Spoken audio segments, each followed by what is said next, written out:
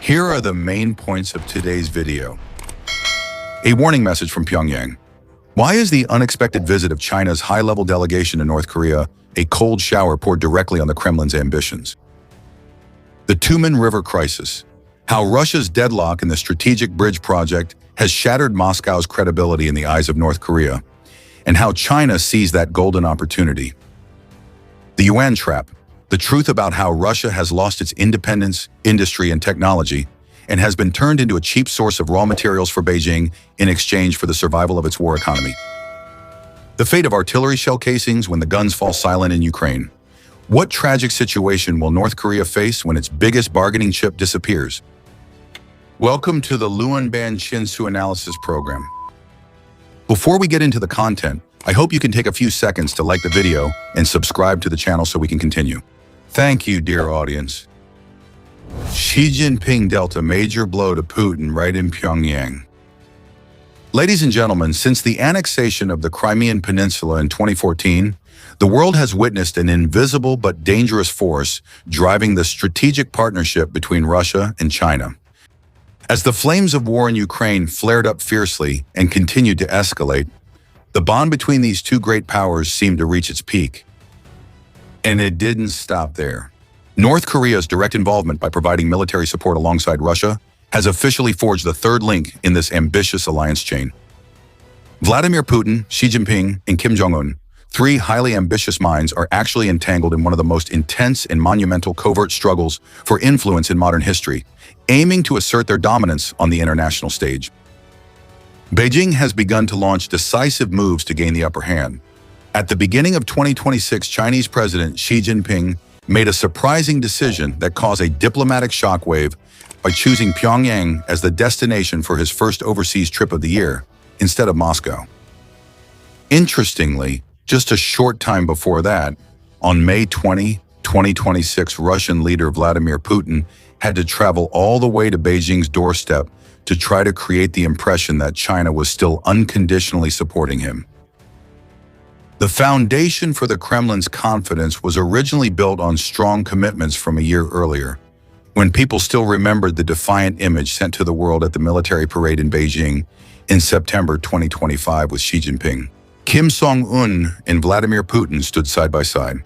But by June 2026, the fact that the Chinese leader personally set foot in North Korea revealed a completely different reality, sparking predictions about profound shifts quietly taking place within this three-way axis. Xi Jinping's trip lifted the veil of secrecy, revealing Beijing's true ambition to separate Moscow from Pyongyang and seize absolute power for itself, ready to use all its economic and military leverage to avoid losing its historic influence on the Korean peninsula to the Russians. On June 8, 2026, the presence of the Chinese delegation in North Korea demonstrated a comprehensive structural move. Accompanying Xi Jinping were not just ordinary diplomats, but half of Beijing's strategic cabinet, including key figures such as Foreign Minister Wang Yi, Defense Minister Dong Jun, and Commerce Minister Wang Wentao. The presence of these top minds showed Beijing aimed to rebuild ties with Pyongyang from the ground up, not just through formal diplomacy. At the Kumsusan State Guest House, a new chapter in China-North Korea relations was opened, covering everything from political trust and military ties to law enforcement and international trade.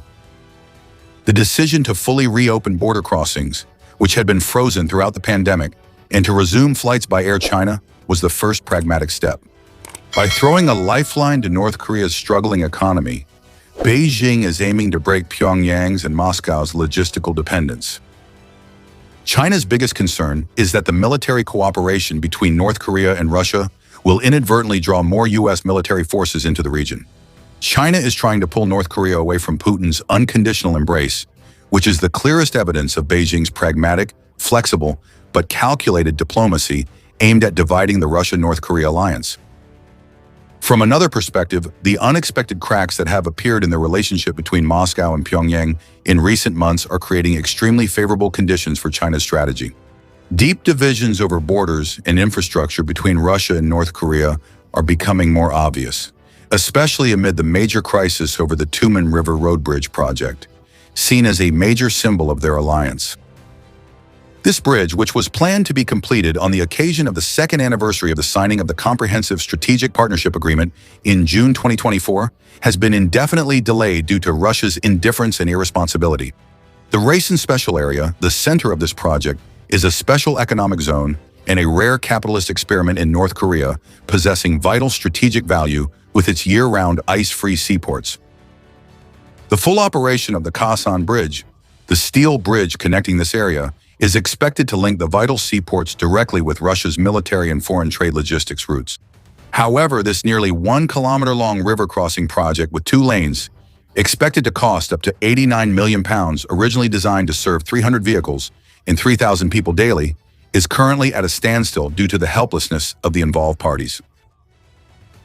The fierce war of attrition in Ukraine has pushed Moscow into complete isolation from the Western world. The Kremlin has had to trade its strategic autonomy for economic survival from Asia. The statistics do not lie, and they reveal a harsh truth. Although bilateral trade turnover reached a historic peak of $245 billion in 2024 and remained at $228 billion in 2025 in reality, it reflects Russia's absolute structural dependence on China. Currently, up to 35% of Russia's total exports go directly to the Chinese market, and what's concerning is that over 70% of those are purely energy and raw, unprocessed resources. Russia has turned itself into a giant supply hub by selling up to 108 million tons of crude oil to Beijing in 2020. Russia earned $61.6 billion, but the price it had to pay was giving up all pricing rights and accepting discounts set by its partner. The continuous flow of a massive 38.8 billion cubic meters of gas through the Power of Siberia pipeline to China in 2025 is the clearest symbol of Russia's desperation to make up for losses in the European market at any cost. Even as recently as March 2026, China spent 8.5 billion euros to acquire Russia's fossil fuels. According to data from the Helsinki-based Center for Research on Energy and Clean Air, although this massive flow of money helps keep Russia's war economy barely alive, it also hands Beijing ultimate power over prices. Russia has lost its essential autonomy by having to rely on China for up to 57% of its imported goods. On Russian roads, Chinese car brands have strangled the domestic industry by capturing more than half of the new car market. This dependence is even more subtle, as 99.1% of trade transactions between these two giants no longer involve the US dollar or the euro, but are settled entirely in yuan and rubles. This is Russia's shield to avoid global financial sanctions. But from a strategic perspective, it tightly confines Moscow within the liquidity limits of the yuan. By receiving most of its semiconductors, high-tech components, and mechanical equipment from China, Russia is gradually handing over the entire foundation of its future industrial infrastructure to Beijing. This systemic weakening has led to immediate consequences at border hotspots in East Asia, where a serious diplomatic rift has just emerged between Russia and North Korea. This rift is symbolized by the Tumen River Road Bridge project, once seen as a milestone for the second anniversary of the Comprehensive Strategic Partnership Agreement. While Pyongyang acted extremely decisively and quickly by completing all customs infrastructure, quarantine zones, and paving connecting roads, the Russian side unexpectedly showed weakness. Squeezed by economic bottlenecks and a shortage of domestic materials, Moscow has delayed the construction of the approach road for the past 2 months. The inability of a former superpower to complete a small-scale infrastructure project on time has dealt a strong blow to the Kremlin's reputation in the eyes of North Korean leaders. The wave of disappointment and anger among Pyongyang officials became so great that the Central Committee of the Workers' Party of Korea had to issue an emergency security directive to the border area on June 19th to deal with the consequences. Because of this negligence, secret military technical assessments show the bridge needs at least another year before it can safely open to traffic. This paralyzed the bilateral logistics corridor and made North Korea seriously question Russia's actual capabilities. Notably, this troubled transportation project directly conflicts with China's core interests on the Tumen River, where Beijing has always been eager to secure maritime rights to gain access to the Eastern Sea. The excessively low design of the bridge built by the Russians will block large Chinese ships, forcing Beijing to place its relationship with Russia under special scrutiny. In a tight spot, Pyongyang has cleverly turned Russia's broken promise into a strategic card to pressure China into making greater economic concessions. North Korea is increasing pressure on Beijing to open the new bridge over the Yalu River, a strategic project connecting Dandong and Sinuiju that was completed years ago, but has always remained tightly closed. Russia's helplessness has inadvertently handed China a golden opportunity to send a message to Pyongyang that Beijing is the only true and reliable partner. Taking advantage of the rift on the Tumen River, China is tightening its economic grip around North Korea, directly eroding the influence and military presence that Russia has painstakingly built in Asia. In this open game, Pyongyang, under the leadership of Kim Jong-un, is showcasing a masterful balancing act between the two great powers to maximize benefits from this asymmetric relationship. By supplying massive ammunition stockpiles for Russia's war, North Korea's isolated economy has earned estimated profits ranging from $7 to $14 billion to sustain its military apparatus. Not stopping at cash, Kim Jong-un also pressured Moscow to share top-secret military technologies such as nuclear submarine technology and advanced satellite systems, while still securing commitments for free trade from China. However, the one who has the last laugh in this power game is still Beijing. Without firing a single bullet, Xi Jinping's administration has successfully turned Russia into a massive warehouse of cheap raw materials, an outpost supplying energy to fuel its own rise. At the same time, by holding the key to North Korea's fate, China possesses an invaluable diplomatic card, a powerful strategic weapon to pressure and bargain with Washington in the life-and-death struggle for control of the Taiwan Strait and the reshaping of the power order in the Western Pacific. The harsh deadlock of the Russian Federation in the whirlwind of global order has pushed this once proud military entity into an ironic situation, having to depend for its battlefield survival on one of the most isolated regimes on the planet, North Korea. On the fiery and bloody front lines in Ukraine, the war machine of the Kremlin is consuming artillery shells at a devastating rate, and an undeniable truth is that nearly half of that firepower is supplied from Pyongyang's stockpiles. Since the conflict began, North Korea has secretly sent over 6 million artillery shells to Russia, supplying nearly half the firepower for a brutal battlefield spanning thousands of kilometers. Moscow's exhaustion in both equipment and manpower became even more evident through the special visit to Pyongyang by Russian Defense Minister Andrei Belousov in April 2026. Here, a deep and dangerous military cooperation plan lasting from 2027 to 2031 was officially approved, sealing a life-and-death alliance.